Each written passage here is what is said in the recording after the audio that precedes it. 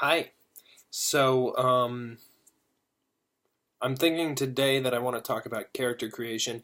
I've done this before, maybe. I don't even really remember. But it's what's been on my mind, and I want to share about it.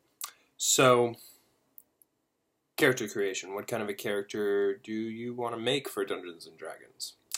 Well, it's a very specific type of character that you're creating. You're creating kind of like a trope or like an ideal or an archetype or like a representation that or like a caricature, um, something that kind of transcends reality a little bit and maybe reveals an aspect of your person or humanity in general that you find interesting, like bravery or corruption or pride. And your character can have all sorts of things, and ultimately you're the one role playing it, so it'll have all the nuances that you bring to the table with it, which is what is great about the characters.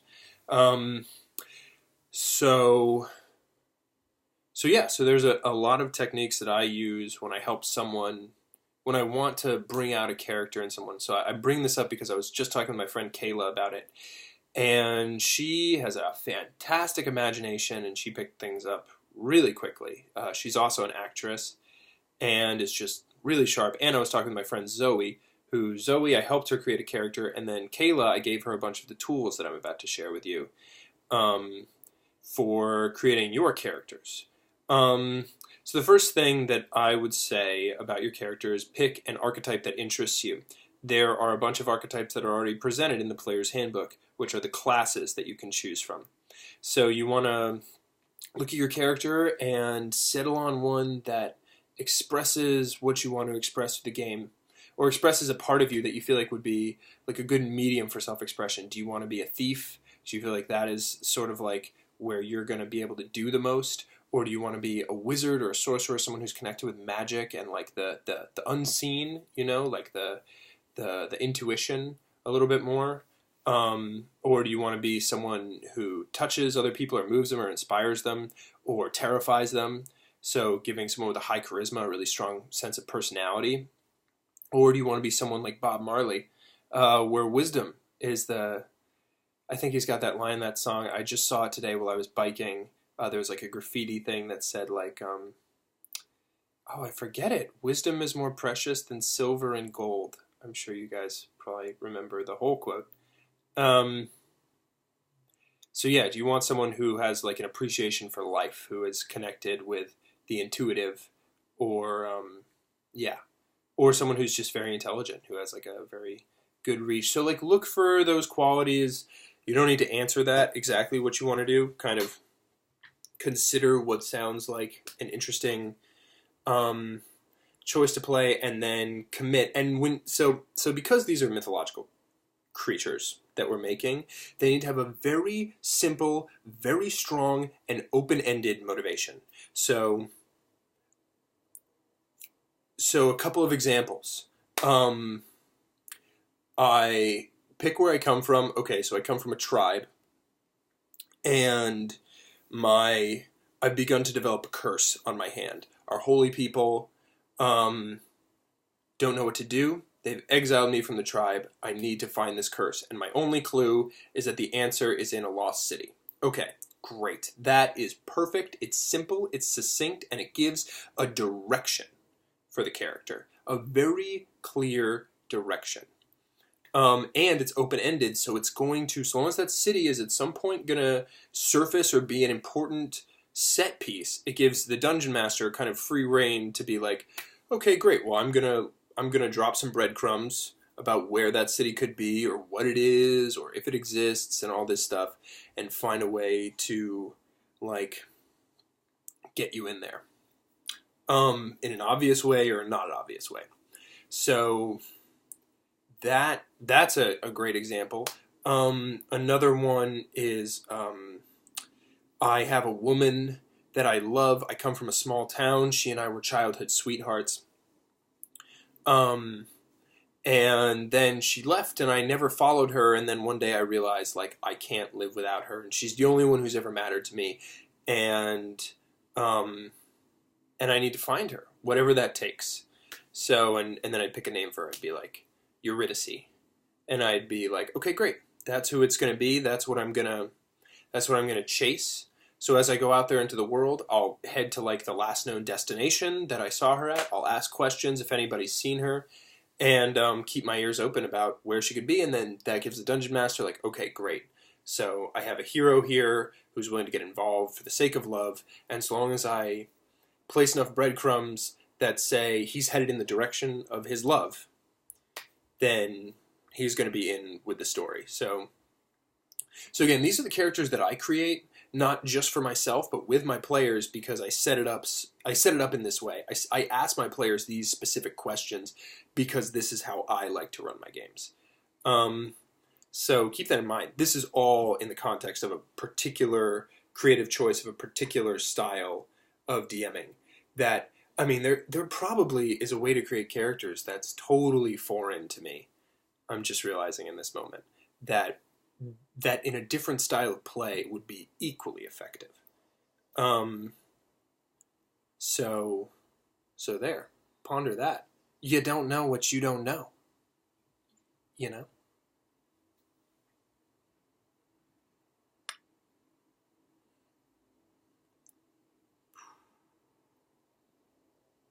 Hmm.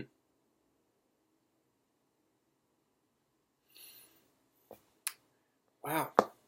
So where was I? Yeah. Another great option is solving a curse, getting an ancient family home back,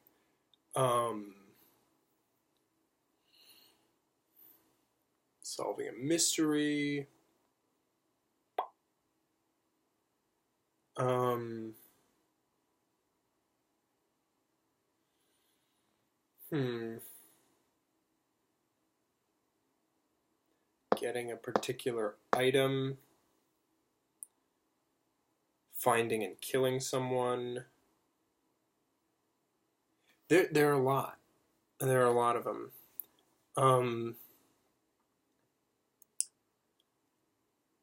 And they have to fit into the framework of D&D, which Dungeons and Dragons, the problems that you're going to encounter are going to be tailored to the game. And the solutions that you find to those problems, there are a couple things that you can do. You can kill someone. There's plenty of rules for that. It happens all the time in a game of D&D. So it could be that there's someone who needs to die. It could be to find someone who could be the person that you end up killing. Like the person you could go to find could be the bad guy ultimately. I mean, it's kind of irrelevant. Okay, so it could be find someone, or there's a lot of treasure in this game. So it could be find a specific treasure. It could just be find treasure. But then to what end? It's sort of an open-ended, you know. So you found treasure. How much is enough? You know. It ought to be specific. And if it's not, that's okay too. It could just be that you love the thrill of adventure, and you've just got an appetite for it. You don't know why you do it. You don't know why you risk your life. I mean, you know why. And it's not for love. It's not for, maybe it's for the greater good. You know? Maybe it's just because you're good at it. You know, that's actually not a bad motivation. If that genuinely motivates you, great. I mean, then you'll do whatever story the DM gives you because you just like adventure. Yeah, yeah. So that, you know, stuff like that is really good. Curses are great. Breaking a curse is great. Love is a good motivator. Power, maybe. Power. If I do this and I get this specific item, or this specific person, people will rally to me and my cause, and then I can gain power in my kingdom or my guild, you know, and I'll become a person of power, a person who accomplishes things, and seen as a leader, a king, or a queen.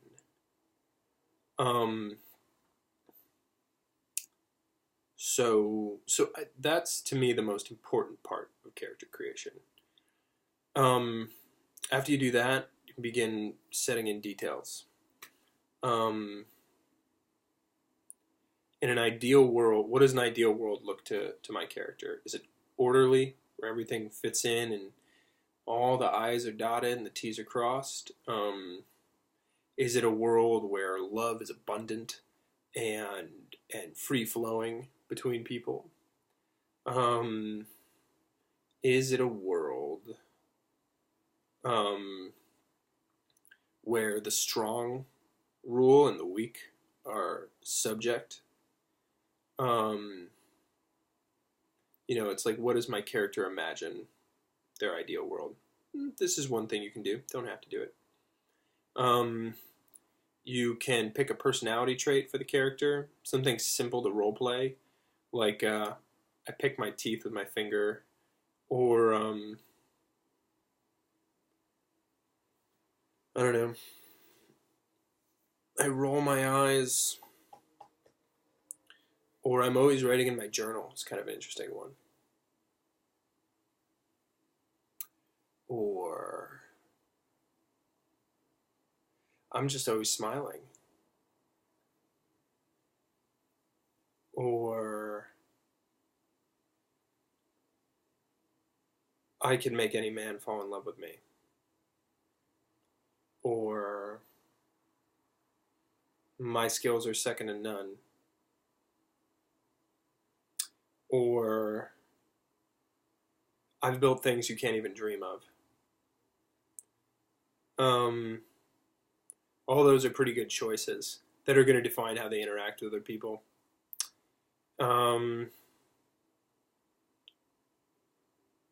Nobody understands me. I kind of hate that one. I think it's really boring.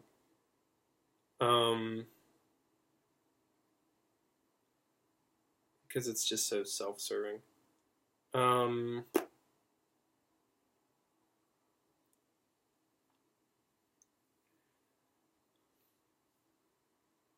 Or I'm not likely to tell you what I'm thinking. That's another pretty strong choice. So these personality traits are just, they can be as innocuous or as complicated as you want. And these are strong things. These are, like, it's a very defined thing you're picking at here.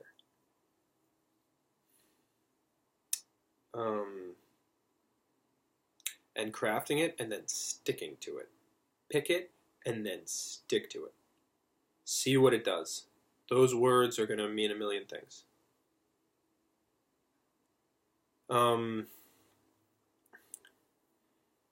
Consider a bond, maybe.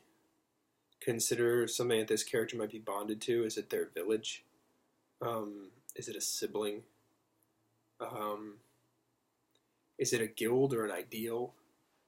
The pursuit of justice, maybe, could be a bond if there was a way to think of it in a concrete way. The slum in which they grew up in is an interesting one. An animal that they have, or a friend, maybe even a fellow party member, who they have a really strong bond with. That can be crafted. That can definitely be crafted. And the more specific, the better. The more specific, the better. You'll just have to take my word on that one.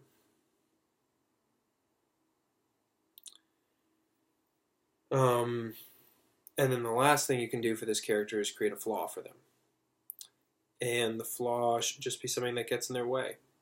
Like, I always doubt myself, or I don't think about things before I do them.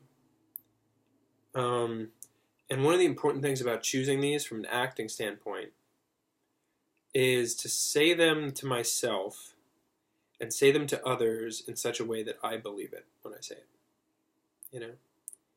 Like, I can't seem to do anything right. Could be a flaw. Or I don't want you to think that I'm a fuck up.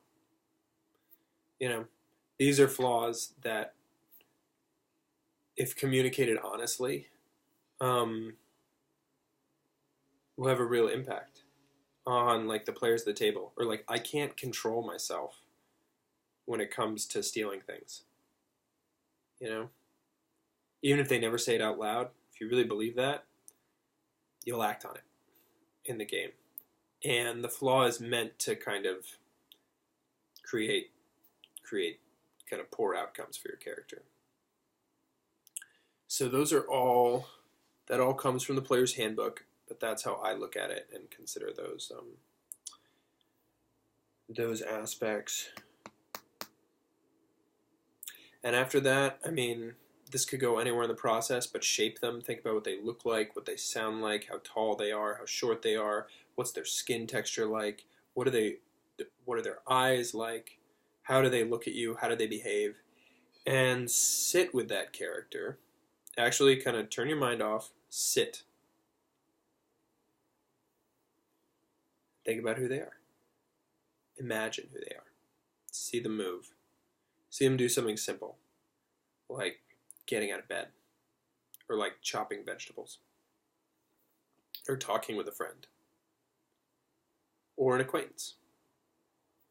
And those will all add an understanding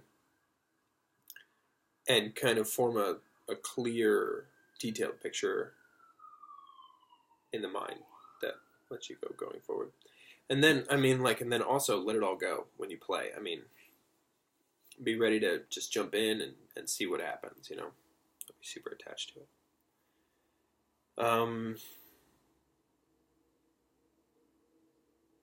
Yeah, so that's what I got. Thanks for listening. I'm going to take a break now. I'm feeling kind of tired. So, you don't know what you don't know.